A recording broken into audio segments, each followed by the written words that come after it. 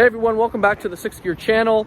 Today's review is going to be a very cool one. We got a 2022 Ford Transit Connect in ultra white.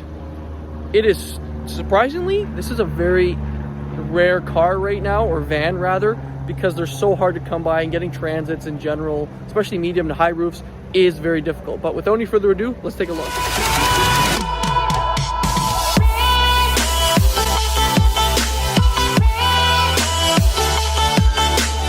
Alright everyone, so welcome to the 2022 Ford Transit review. I thought I would pick this up off the lot because you don't really see them often right now, unfortunately, especially where I am. You can't really order, you can order a Ford Transit, but depending on the spec of it, it might take you up to a year or more to wait, and you might be pushed to a new model year. Anyways, let's start with the front end with this Transit. This one is an XL, so you get base pretty much, it's more entry, so you get halogen lights, no fog lights down below. Coming across the center here, we just have plastic over in the front for the grille. There is active grille shutters, surprisingly, down below, and also in here in the grille as well. Helps direct helps direct air underneath the car for better fuel economy. And then over here on the passenger side is the same. In the XL, you do get steel rims with hubcaps, of course. It's not really for show. It's going to be for the most part, especially during COVID and after COVID, it's a delivery vehicle, or if people want to put their tools in the back, like for tradespeople. But that is it for the front. Let's dive into the motor in the front here. All right, so diving into the power plant of this Transit, we have a 2-liter 4-cylinder naturally aspirated motor producing 162 horsepower and 144 pound-feet of torque. This one is mated to the 8-speed auto, and it is a front-wheel drive transaxle in the front here. Not a bad motor, I guess, for the car or the van. You're not going to be really driving this like you're on a racetrack, but it's good for city driving and a little bit of the highway. The 8-speed does help for a little bit of fuel economy as well. But that is it for the front. Let's take a look around the Transit. Alrighty, so coming around the Ford Transit, we do have, well, this is the Connect, so it's a little bit smaller. We'll start with here with the tire. So this one is set on Continental tires. They are the Pro Contacts, and the tire size here is 215/55 R16 with steely rims and the plastic hubcap. Over here we have your marker light as well, plastic mirrors, nothing too fancy. We have your plastic door handle, and then in this case here we can open the cargo van area here. Decent amount of headroom, to be honest. It's not too bad. The floor line is plastic, so it's nice to slide things in here, and we'll go in the back shortly to see what it looks like through the back. But you have some clamps here in all kind of corners to help you clamp down things if needed be, and that is good for that. Down here there's a little bit more storage if you want to put things underneath the seats, and then some storage here in the back as well. And the doors both open, and the entry point to the door is not too bad. I would say it's about close to 3 feet, and then your line to the roof for where you step is about, I would say, 4 feet, but I will get you the proper dimensions and I'll list them here in the video. But that is it for here. You can close the door just like this, shuts just like that, and then I'll show you what the side profile of it looks like. Nothing too crazy. If you're going to be doing deliveries, it's a perfect van for that, and I'm assuming that's why they came out with it. I'll show you the back tire here. They aren't staggered or anything. They are on Continental tires in the back as well, and the tire size is the same as the front, so you don't have to worry. 215/55 R16 is the back. So now, before we do get to the back, a couple things I'll mention here, some dimensions that some people may want to know. So your wheelbase is 362 millimeters from there to there. You have the length of 4,825 millimeters from front to back. Your width with mirrors is 2,137 millimeters. And that is it for there. Let's talk about the back, and we'll go through some of the dimensions for the rear. Okay, so coming into the rear of the Transit, a couple things that we have. Obviously, your license plate holder there, Ford and Transit Connect. So this is the Connect version. You do have tail lights, reflectors are at the bottom. There's parking sensors as well. You get 4 back here, and then you do get a rear camera, which is a nice option, especially if you can't see through the back. In this case, you can't because it is covered from Ford. Now let's hop in. So the nice thing is with the Transits, you could open the doors up a little bit more. In this case here, you can't open them all the way to the side, but in most Transits, when you get into something bigger, you can open them a little bit wider. Now, there is a ton of room back here. It depends what you need the Transit for, but in this case, like I have the heat on, and it is heated this back end really nicely. And this being plastic, like I mentioned, is awesome to slide things through. You do get also a 12 volt back here and some light back here as well, just so you can see, especially in the nighttime.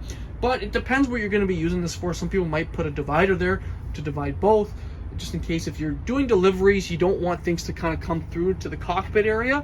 But the Transit is made for you to customize, which is a great feature. Now over here it does tell you as well that doors do open about 90 degrees, and it helps a lot when you do get out, when you do put things in. Now I will read you some of the dimensions just because I'm sure people want to know what this Transit van is capable for dimensions, basically.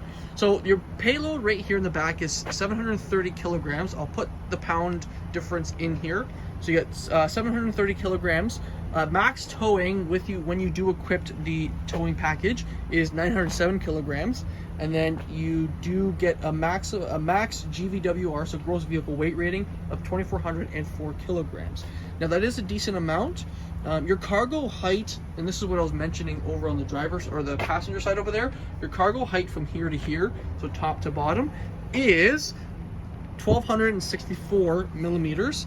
And then volume in the back here is 1,789 millimeters. So for the whole volume in the back.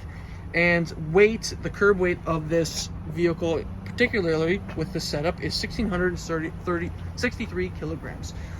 And then we'll shut the doors here. Always shut the left before the right. And that is it before we take a look at the front. Let me know what you guys think of that with all the dimensions I just mentioned. Make sure it's the proper one for you. But that is it. Let's take a look at the cockpit in the front. Okay, so coming into the cockpit here of the Ford Transit, this is not made for luxury by any means. It is a work van, so it is all plastic here, just in case if it got dirty. Surprisingly though, you do not get a mirror adjustment. You have to manually adjust the mirrors. I guess it's cost savings, but soft padding here, everything else is plastic. You do have manual seating as well, and the seats themselves over here are cloth, which do feel nice. They aren't that bad. They're not too luxurious by any means, but they are nice to sit in. On the other side of there, you can see that you can actually move the seat forward, but that is only on the passenger side. It looks like you can't do it here. It's only over there. And you can recline them and move it front and back. One thing to also note too is you do get the plastic floor liners here, so you can option it out like this. I personally would. Most Transits do come like this. It's nice, easy to clean, and you don't get the carpets dirty if there were carpets down here. You do get light controls here. There is no auto light. Some vents here, and then we'll go over some of the stuff on the inside. One thing to note is too, with the Transits, you do get some storage up here. So people who are putting papers and binders and all that kind of stuff, there's some storage up here. They've had it in the past, but nothing's changed. It's just, if someone doesn't know that, there it is for you to know. That's it before we hop in. Let's take a look at the interior. Alrighty, so coming into the cockpit of the Ford Transit, we'll go over some things. It is a Ford, so you'll see some resemblance of some of the Ford products obviously in here because it is a Ford. But anyways, this here controls the front little display there, so you can go through fuel economy, connect your phone, Bluetooth, Sirius XM, driver assistance, and we'll just leave it on kilometers because that's where I like it.